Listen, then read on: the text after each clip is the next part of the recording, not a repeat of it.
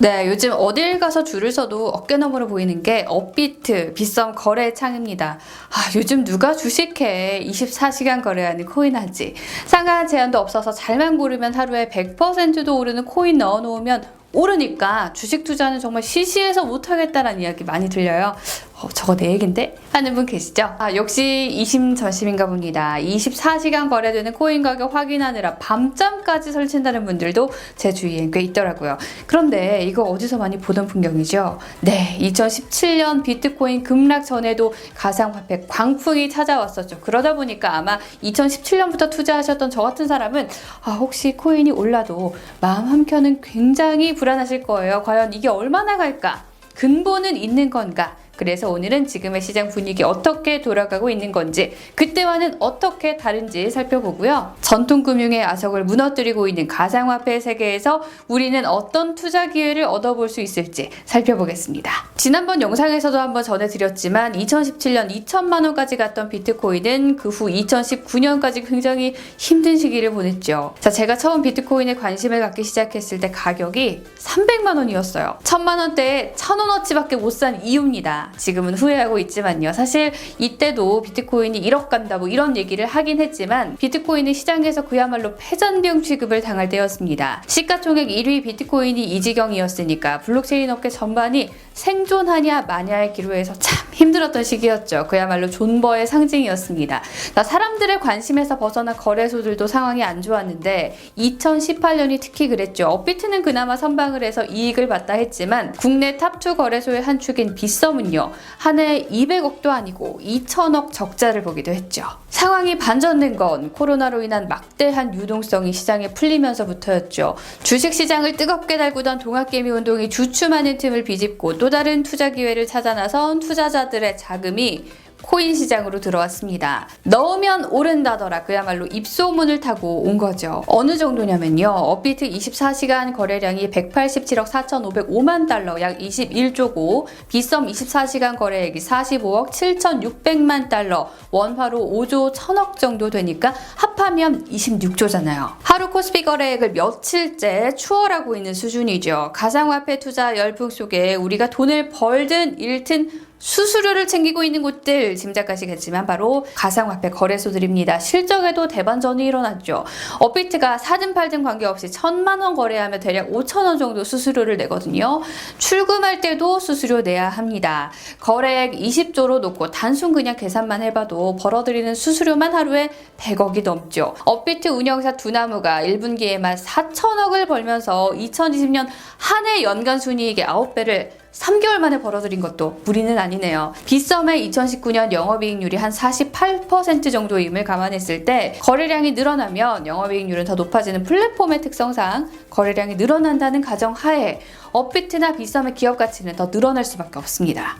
이런 와중에 들리는 뉴스가 바로 업비트의 미국 증시 상장 소식이죠. 직접 나온 입장은 아니고 여기저기 인수 논의한다더라 정도의 카더라이긴 하지만요, 미국 최대의 가상화폐 거래소 코인베이스가 나스닥에 직상장해서 1,000억 달러, 그러니까 112조 기업 가치를 인정받을 것 같다는데 거래량이 코인베이스의 5배에 달하는 업비트도 비슷한 평가를 받을 가능성이 크기 때문입니다. 빗썸은 M&A의 주인공이 됐는데 넥슨이 인수한다는 소문이 돌아서 시장을 좀 놀라게 하더니요, 이번엔 모건 스탠리의 JP모건의 CME 시카고 상품거래소도 빗썸 지분을 위한 딜을 벌이고 있다는 소리가 들리고 있거든요. 빗썸도 가치가 한 2조는 될 거란 말이 나오는 걸 보니까 역시 끝날 때까진 끝나는 게 아니다, 이 말, 빗썸과 업비트를 보면 그냥 딱 어울리지 않나 그런 생각도 드네요. 비트코인을 필두로 가상화폐들이 수백 %씩 오르고 거래소들이 미국 증시 상장에 글로벌 금융기관으로부터의 인수설에 그야말로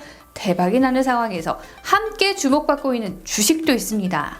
나는 가상화폐는 좀 무서워 생각 드시는 분들은 여기에 주목해보시면 좋을 텐데요. 먼저 카카오와 네이버입니다. 아마 카카오, 네이버에 주목해보신 분들은 다 아시겠지만 이 두 회사 모두 일찌감치 블록체인 플랫폼을 만들고 가상화폐 발행까지 해왔습니다. 먼저 카카오는 업비트를 가진 두나무의 지분을 23% 보유한 2대 주주입니다. 카카오가 2015년에 33억 정도 투자하면서 지분 7% 정도를 들고 있고, 카카오 계열인 K큐브 1호랑 카카오 청년 창업 펀드까지 합하면 2019년 기준 지분이 22%를 넘기는 건데요. 미국 증시도 가고 가상화폐 열풍이 이 정도로 계속 유지만 되어준다면 지분법 이익만 1000억 단위라는 전망도 나옵니다. 일찌감치 블록체인 자회사인 그라운드X를 만들고 블록체인 플랫폼 클레이튼도 만들었습니다. 쇼핑, 게임 등 많은 서비스를 블록체인 기반으로 이용할 수 있도록 하겠다는 거죠. 카카오톡으로 가상화폐를 보낼 수 있는 가상자산 지갑 클립은 이미 80만 명이 깔았고요. 이 생태계에서 쓰이는 클레이 가격이 최고가를 경신하면서 카카오 전체 시총을 넘었다, 뭐 이런 얘기도 나오는데요. 자, 이 클립 서비스를 앞으로 디지털 자산에까지 연동시킬 그림을 그리고 있기도 하고, 암호화폐 투자사 해시드에 40억을 투자하기로 했을 정도니 정말 깊숙이 블록체인과 가상자산에 연결되어 있습니다. 상황이 이렇다 보니 이번 업비트 미국 증시 상장 소식에 52주 신고가를 기록하며 승승장구하고 있죠. 네이버도 마찬가지로 메신저 라인에 블록체인을 연결시켰습니다. 클레이튼과 비슷한 라인 블록체인을 만들고 블록체인 기반의 디앱들을 이 플랫폼에 올리고 있거든요. 이 생태계 안에서 쓸 수 있는 가상화폐는 링크인데요. 이 링크 역시도 사상 최고가를 경신하고 있습니다. 네이버는 심지어 가상화폐 거래소도 갖고 있는데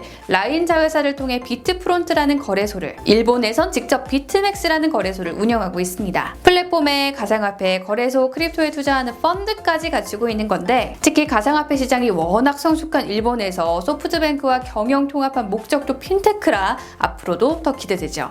카카오나 네이버 모두 인터넷 그리고 스마트폰 시대에 맞춰 폭발적인 성장을 했지만 다음 흐름에 편승하지 않으면 언제든 도태될 수 있는 시대잖아요. 미래에도 계속 사용자들을 붙들어둘 무기를 새로운 디지털 생태계에서 보고 있는 거 아닌가 싶습니다. 자, 여기에 숟가락을 얹은 투자사들도 주목을 받고 있어요. 우리기술 투자는 2015년부터 지금까지 두나무 지분 8.03%를 56억에 매입해왔습니다. 하나투자증권은 퀄컴이 갖고 있던 두나무 지분 6% 정도를 올해 2월에 급하게 사왔어요.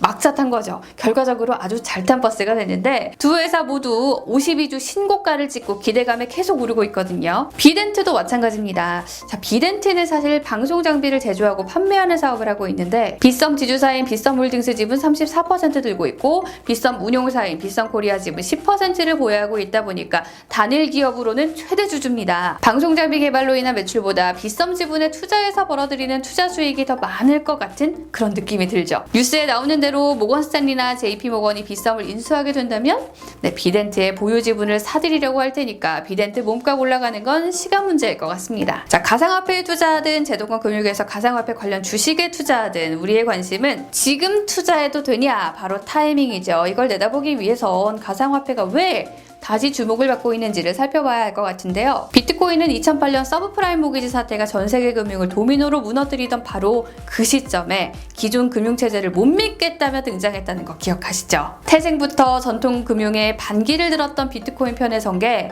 테슬라의 일론 머스크나 잭도시 같은 기술 기업의 수장들이었습니다. 그리고 상황이 반전됐죠. 곧 전통 금융과 기술 중심의 탈중앙화 물결의 대결 구도의 핵심에 있는 게 비트코인을 필두로 한 가상자산들이고, 시장의 패권을 기술 친화 기업들이 쥐고 있는 시대다 보니까 결국 테슬라 같은 기술 친화 기업들이 비트코인을 샀다, 결제 지원을 한다 하는 뉴스만 떠도 기대감에 오르는 상황인 겁니다. 자, 반면 전통금융 쪽에 서 있다고 볼 수 있는 연준이나 각국 정부가 규제를 하겠다, 비트코인 말고 디지털 화폐를 발행해서 쓰겠다, 자, 워렌 버핏 선생님이 비트코인 별로야 하셨다는 이야기가 나올 때마다 비트코인 가격이 폭락했고요. 최근까지도 미국 재무부 장관 옐런이 비트코인 못 믿는다고 하니까 비트코인이 떨어졌다는 점에 밀어봤을 때 지금의 상승과 하락은 결국 전통과 신기술의 패권 싸움이 아닌가, 그런 생각도 듭니다. 자, 이런 맥락에서 과연 비트코인은 구체적으로 어떤 새로운 국면을 진입했는지를 살펴봐야 할 텐데요. 일단 투자에서는 금, 골드를 이긴 듯 싶습니다. 좀 불안하다 싶을 때,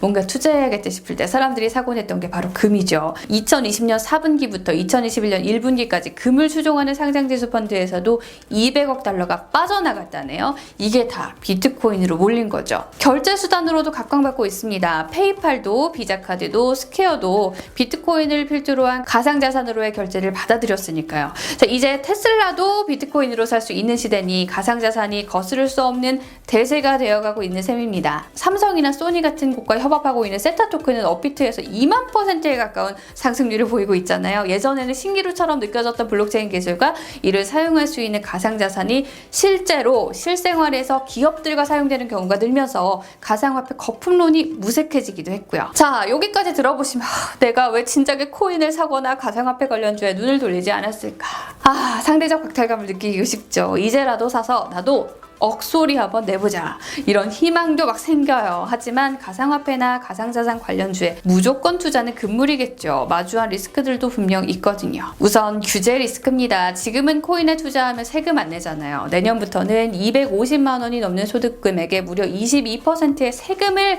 매긴다고 합니다. 최고 50%의 상속세, 20%의 양도세까지 물린다네요. 비트코인으로 1,000만 원 벌면요, 150만 원을 세금으로 내야 하다 보니까 가상자산의 메리트를 떨어뜨리는 소식이죠. 거래가 위축되면 수수료가 대부분이 가상자산 거래소들의 수익도 영향을 받을 수 있고요. 가상자산 자체도 2017년처럼 영향을 받을 수밖에 없습니다. 또 특근법이라 불리는 가상자산 거래소 규제법도 시행이 시작되면서 대형 거래소를 제외한 대부분의 거래소가 시장에서 퇴출될 가능성도 있고, 실제 퇴출됐다는 뉴스는 결국 가격에도 영향을 미칠 수 있습니다. 자, 뭐니 해도 가장 중요한 건 지금 이미 시중에 돈이 너무 많이 풀려 있고 앞으로는 이 유동성이 걷어들여질 일만 남았다는 거죠. 국채금리가 오르고 유동성이 갑자기 빠져나갈 경우를 대비해야 하는데요. 이미 주식시장에서도 그런 경각심이 나오는 만큼 투자하실 때는 국채금리를 잘 살펴보시면서 하셔야 될 듯 합니다. 이미 대부분의 가상자산이 2017년 기록했던 최고점을 치고 올라가 있는 상황인 만큼 고평가 논란도 빼놓을 수 없죠. 투자금도 들어오고 몸집은 엄청나게 불어나 있지만 주식시장에서처럼 가치평가가 가능할 것인가에는 의문이 드는 상황이죠. 주식 투자할 때는 우리가 종목에 대해서 같이 공부도 하고 실적도 보고 하잖아요. 근데 이 시장은 사실 차트 분석이나 실적 분석이라는 게 무의미할 정도로 뉴스에 오르고 내리는 상황입니다. 정보의 비대칭도 너무 크죠.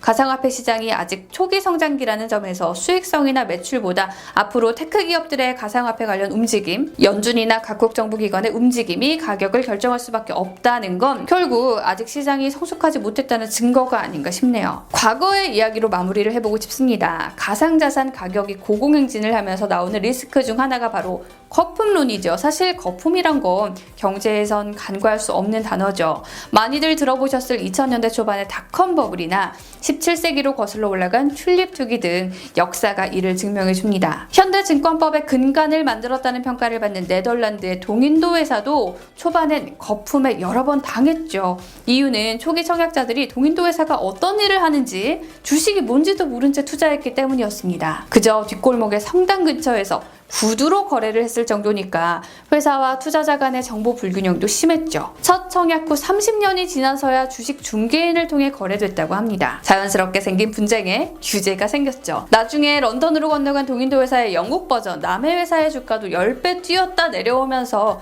뉴턴 선생님도 투자에 실패하셨다고 하더라고요. 자, 그때나 지금이나 여전히 시세 차익을 노리는 투기 세력도, 장기적 안목을 가진 투자자도 시장에 공존합니다. 버블은 큰 충격도 주지만 시장 성숙의 기회를 주기도 하죠. 가상자산도 2017년 한 번의 폭락 후 한층 성숙한 모습으로 다시 상승세를 이어가고 있습니다.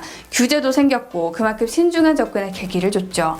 이 시장이 어떻게 나아가든 우린 좀 더 성숙한 자세로 시장을 들여다보고 공부하는 태도를 길러야 할 것 같습니다. 그러기 위해 갈 길 참 멀죠. 저도 혼란스러운 가상화폐 시장에서 이건 없어져도 돼 하는 여윳돈으로 소액 투자를 하고 있는데요. 여러분도 혹시 투자하고 계신가요? 자, 오늘의 한 줄 평 꼭 남겨주시고요. 앞이 선뜻 보이지 않는 이 길이지만 여러분과 함께 공부하고 생각하며 걸어가는 신지은의 경제백과가 될 수 있도록 노력할게요. 좋아요, 구독 꼭 눌러주시고요. 또 다른 콘텐츠로 여러분과 함께 하겠습니다. 고맙습니다. 안녕.